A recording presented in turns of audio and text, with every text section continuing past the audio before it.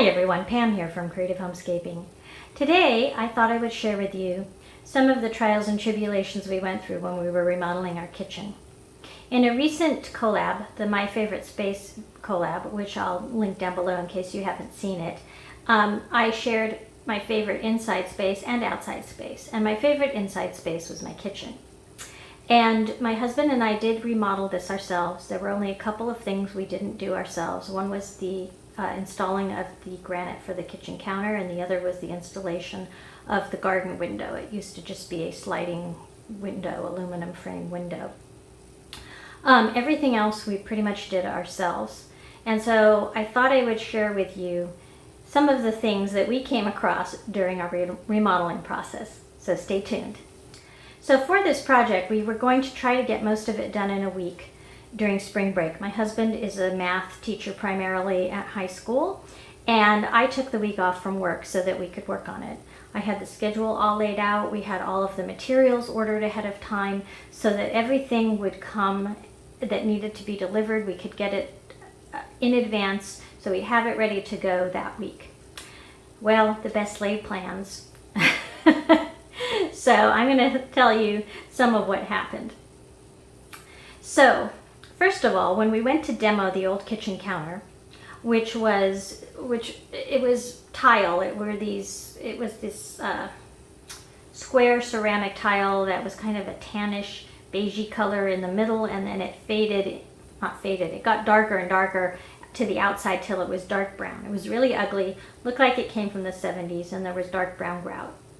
And a lot of the tiles were falling off of the counter. And it looked like they were attached to just like cement backer board.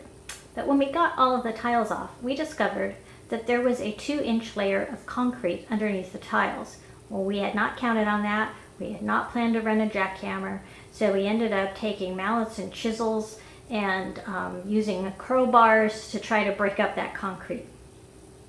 And we have a very long peninsula counter in our kitchen, which you saw in the other video. It's 9 feet long.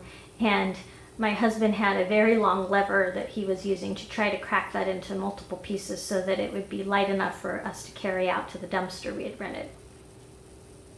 One of the other things that happened was that I had planned out very carefully around the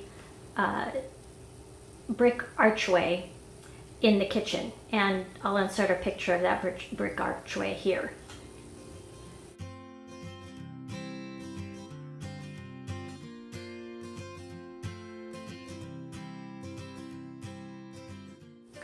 So between that brick archway on the right-hand side and the wall, there wasn't a lot of space. So I carefully planned out that I could get that corner cabinet with the Lazy Susan in there, along with a bank of drawers for utensils, since the dishwasher's right around the corner from that.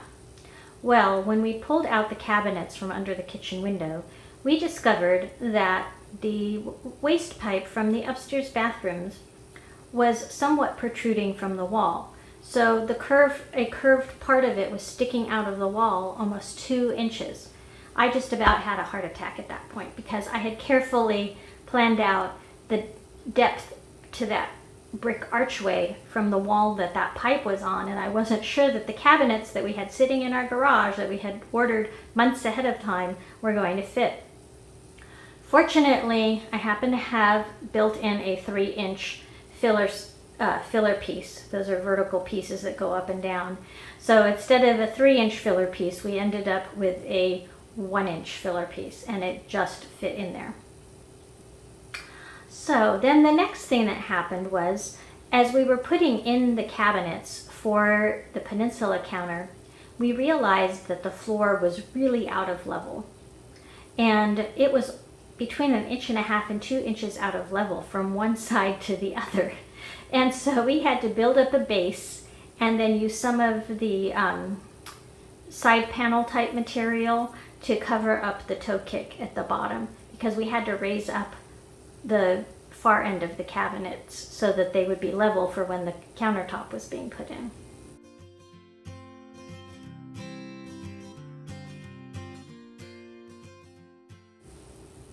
And then going back to when we were doing some demo work, we had rented a little mini jackhammer to pull up the old tile in the kitchen. The old tile was kind of a beige, creamy color. It had a very shiny surface on it. It should never have been in the kitchen. It was so slippery. If any water or grease or anything got on it, your feet would just go right out from under you. So we wanted to get that out ahead of time. So we rented this little jackhammer from Home Depot. And while we had it, we thought, let's get rid of the tile floor we have in our master bathroom, because we were planning on doing the master bath remodel the following year. And we thought, why rent it twice? We can live with the subflooring for a year while we do that. Well, it's a good thing we did do that, because when we ripped out the tile in the master bathroom, which is right above the kitchen, we discovered that there was a very small leak going on. There was water under that ceramic tile. And as we traced the water back, we found that the leak was coming from behind the wall in our shower. So not only did we have to rip out the floor, we ended up having to rip out the shower. And the shower had those old cultured marble type panels in it. So it wasn't like we could just make a little hole and fix it and then have the shower, tile repaired. We ended up ripping it out. So we ended up having to demo our master bathroom at the same time we were demoing the kitchen, and do both remodeling projects at the same time. That was fun.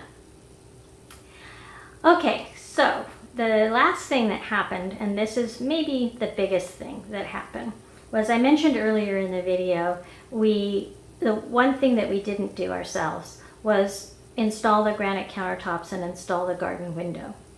And I wanted the garden window to be able to go out into, I wanted the granite counter to be able to go out flat into the garden window. And I'll show you what I mean in a little clip right here.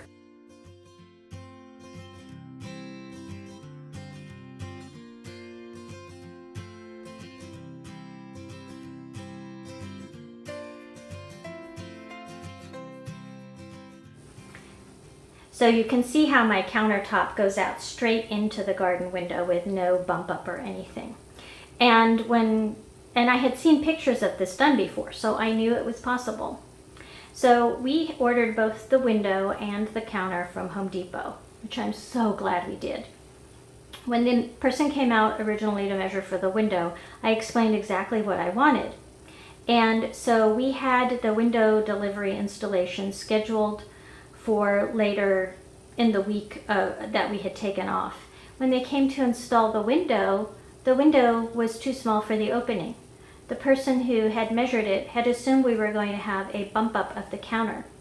And he was telling us there was no way they could have the counter go out into the window. And I knew that wasn't true because I had seen it. And he said, well, we can't do that until you have the counter installed. So we called up the counter installer. Counter installer said, we cannot install the counter until the window is installed. I kept going back and forth with them.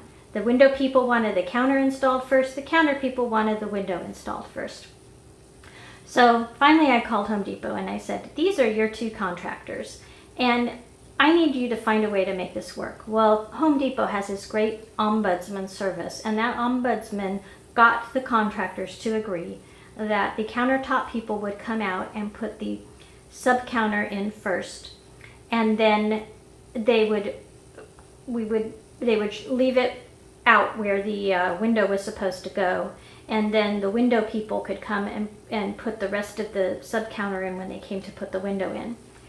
But the problem with that was that because of the special glass needed for the garden window, it has to be a special tempered glass since it protrudes from the house. It is a 6 to 8 week lead time. So there went our week's plan of getting the kitchen done. We were doing pretty well. The stuff that my husband and I were doing, we were right on schedule, but that window got us delayed. And because the window was delayed, the counter was delayed. So we ended up having to wait another 8 weeks for our counter to be installed. So most of the kitchen was done, but we didn't have a counter, and we had a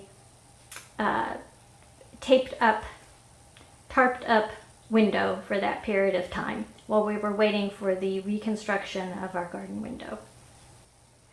So I hope you found our trials and tribulations interesting. I thought I would share this in case any of you are getting ready to do a project.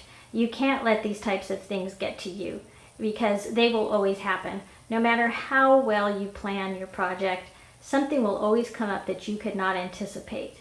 And the other thing I would tell you is that I would always add, once you've got your budget down, once you think you have it nailed down, and you've added a contingency in there for extra pricing, I would add even more on top of that. So normally you put a 5 to 10% contingency depending on the size of the project that you're working on. I would add another 10% on top of that to deal with any extra costs that you may come up with. Now fortunately our costs didn't really increase because of that window fiasco, but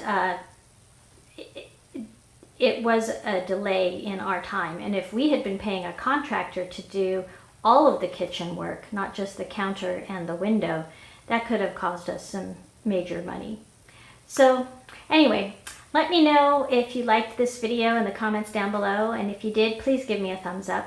And if you're new to my channel, I usually share videos every Tuesday and Thursday on how to creatively decorate and manage your home. I often add some extra videos in here and there as well.